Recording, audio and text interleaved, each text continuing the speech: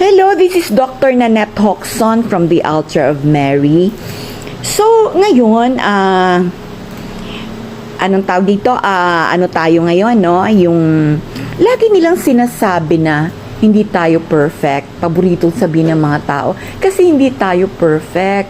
Remember, ang sabi ni God, we are in His own likeness. So, kung hindi tayo perfect, hindi tayo in His own likeness, di ba? So, wag po natin sabihin na hindi perfect. I-reach po natin ang maging perfect. Kasi yun ang gusto ni God. Kaya nga nagpakahirap siya para tayo ay maging katulad niya. And the secret is not praising, no? Kasi on a Sunday, puro praising ang mga ginagawa natin. Dapat imitate. We have to imitate Jesus and Mama Mary. Ang dali-dali lang mag-imitate. Gagawa ka lang ng ito, may checklist ako sa'yo.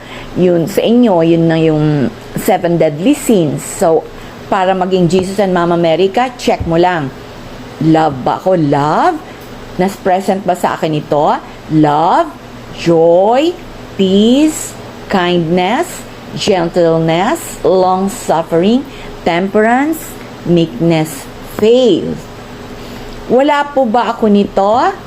Pride, lust, anger, greed, envy, covetousness, and sloth. Yan lang. Ganun lang mag-check kung ikaw ay na-imitate mo na si Jesus and si Mama Mary. No? Ngayon, di mo pwedeng sabihin na lulusot ka dyan. Kung plano mo talaga mag-imitate ka, hindi ka makakalusot dahil bibigyan ka ng problema, no? So makita mo ngayon, God, bakit po? 'Di ba? Na watch ko yung interview ni Lani Mercado and ng kanyang ni Senator Bong Revilla, 'di ba? Yung parang nagtatanong sila, God, bakit po? Yan 'yon. Check mo lang. Meron kang hindi na comply doon. That's how simple it is.